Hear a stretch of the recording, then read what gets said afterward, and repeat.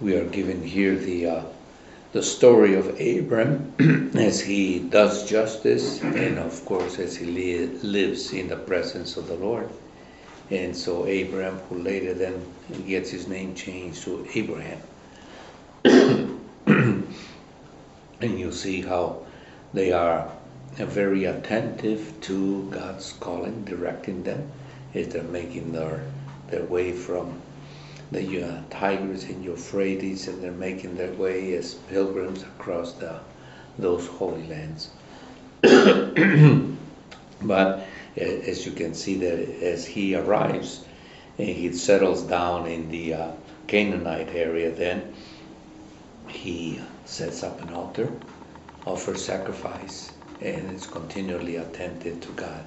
So there is always a lesson here, is reminding us of how to be attentive to God's will as we are being led constantly with that we are on a journey.